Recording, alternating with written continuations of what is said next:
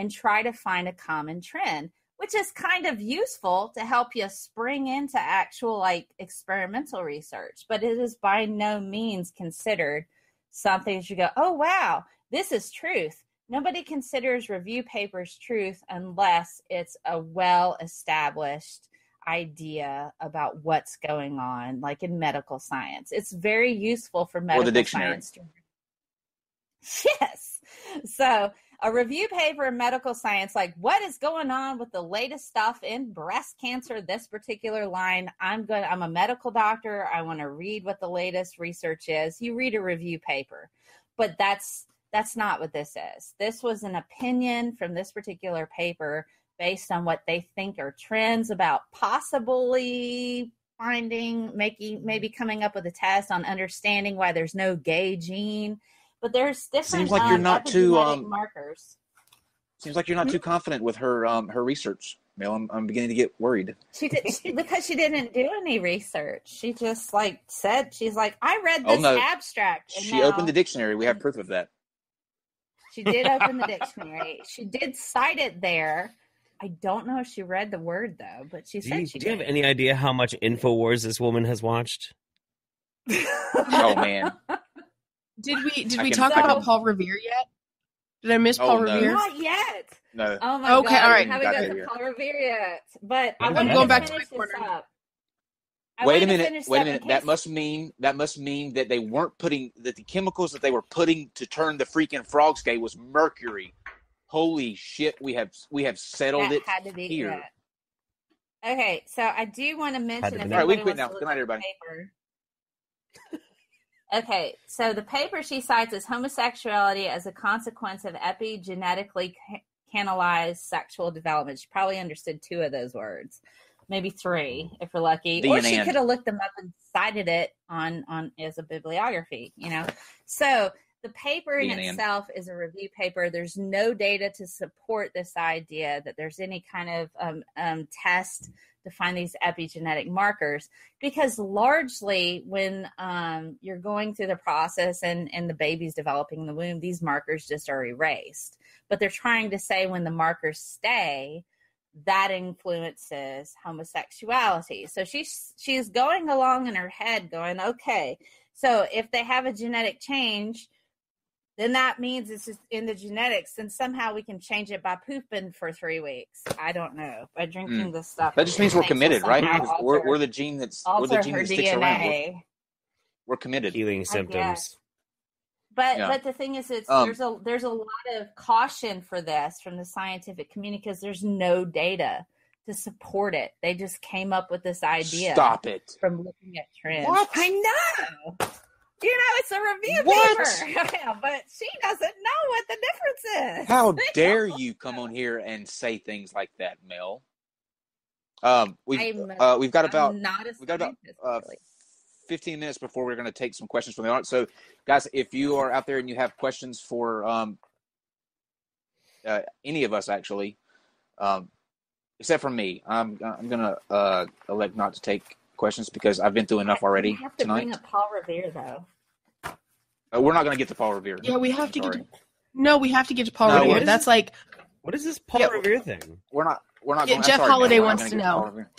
How? Shush, Mel. Paul Revere. Can't. Okay. Sorry. All right. So if you want a link, I think you should totally put the link to this. I can send you the Google Docs link. Okay. So here's the bibliography. She cites the dictionary so many times in Wikipedia. She uses Wikipedia a lot to explain what garlic is. So on the 30th, she looks up Wikipedia on garlic. And it's God, what world do you live in? It's like garlic, What even is what is this garlic bullshit? What are we talking about? Can you imagine somebody going, garlic? I'll need a source for that. Citation, please. What? This is a citation for Britannica to talk about antibodies. Is that like those books? Yeah, so antibodies and antigens. Well, they're all online now, so that's quite useful. So she looks up the word spontaneous on dictionary.com. How spontaneous of her. Yes, and mutagenesis is another one that was kind of difficult, I suppose. I had a great time going. And then this is the most odd one. And I went and I tried to find this. She felt the need to cite a Wikipedia page about Paul Revere. I can't wait. But why? But tell us why. Okay, let me find it because it's in here and it's fabulous. Oh my god. Oh, don't act like you don't know what it is. We're getting to it. This is great. Patience, Kyle. Oh my god.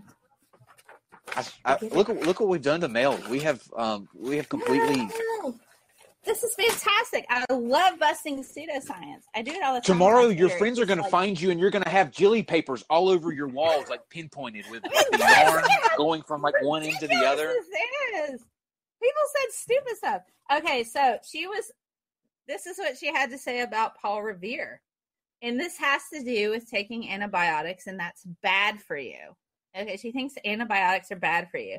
And so she goes through and she says, cell regeneration is not possible when an antibiotic binder is being used because binders deaden the voice of your body and allows new pathogens in by attacking the innate immune system. So that's like your white blood cells, that are your pus and stuff.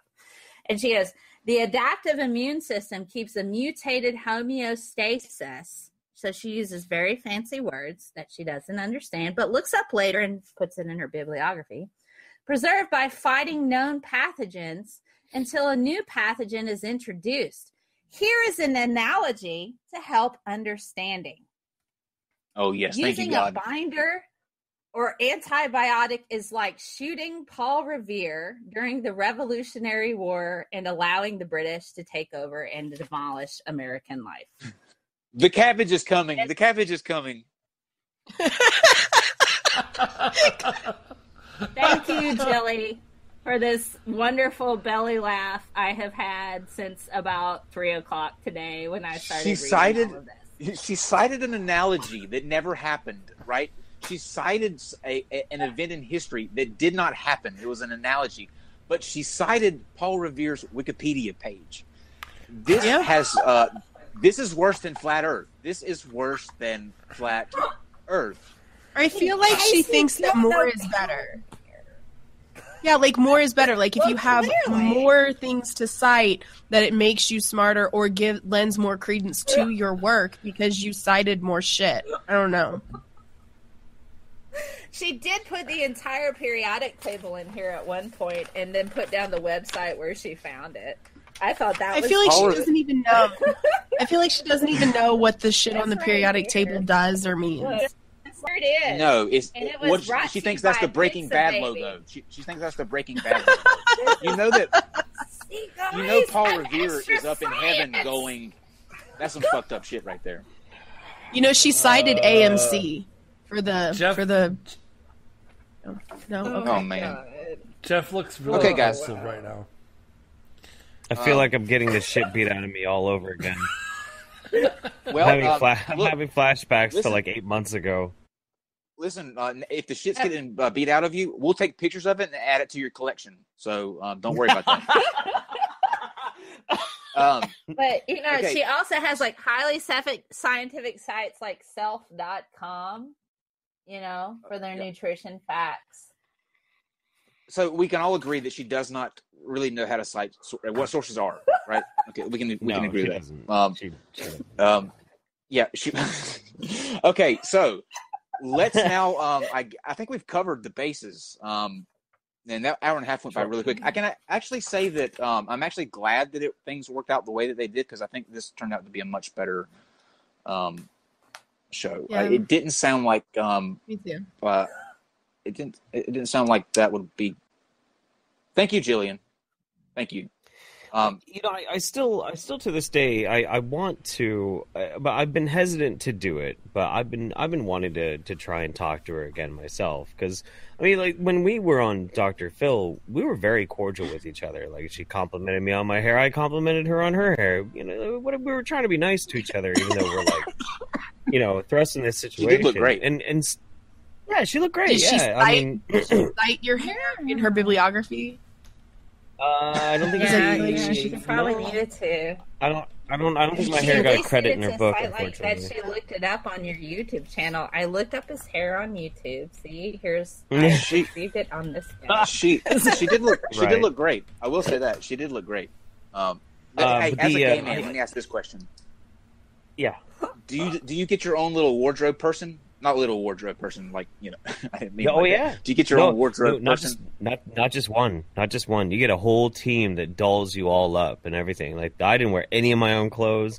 They did all my makeup, all my hair. They covered my tattoos, that were gonna come through, like the sleeves and shit. Like they treated me like a prince. Yeah.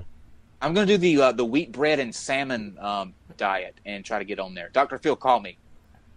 Don't do that. Don't do that, I mean, Kyle. My big thing that I want to do is what I want to hear from Jillian. What I really, really want to hear, and I don't want to just have her make a video on it because it's not the same as when somebody's asking her questions. I really wanted to hear her try and explain her overall worldview, like what is the core methodology by how she perceives the world, because that's the thing that I'm still so confused about, and I don't know if there's a person alive that knows more about Jillian. Maybe her husband that knows more about it than I do, because I was with Jillian for like 7 months, like everything I could find. I learned everything I could about her, and I still don't really understand her worldview. And I was really hoping that would happen tonight. So I mean, I'm glad. Like, I'm having a great time here, so I'm glad that this all happened. But I wanted to hear what she had to say, and I'm kind of sad that she bowed out. I don't think you ever get a straight answer, though. I also wanted to know her method, like, behind it. Yep. You know what, though? I don't know if you'd ever get a straight answer, though. She seems like, from watching her on Dr. Phil, she seems to me to always be in not necessarily defense mode, but I guess shell mode. Like, she's never going to let you past that tough exterior, and because it takes something to look at across the chairs from somebody that you essentially gave a stroke to and affected that way, and be the way that she was. I mean, she was just very unmoved, very there was just no emotion there, and so that takes a lot of disconnect. I couldn't do that. Like, if, you know, the people that, if I've ever, and I'm sure that I have, and I know that I have, but if I wrong people and I'm in their, like, area or vicinity, I get physically, like, I'm not okay with that. You can tell I'm uncomfortable. I couldn't just sit back and be like, you know, I don't care. You'll get over it. You know, you did it to yourself. There's a certain amount of disconnect, I think, that goes on with that. So I don't know that you'd even ever get the true Jillian. Probably not. Maybe. I don't know. I like to think that after all that she and I have been through together, maybe she'd be real with me. Maybe. I don't know. She likes my hair. Maybe she thinks I'm cute. Maybe she'd let her guard down a little bit and just talk to me. You know. Somebody call Nicholas Sparks. Fuck the Notebook. I hear the cabbage patch coming between Jeff and Nicholas Sparks.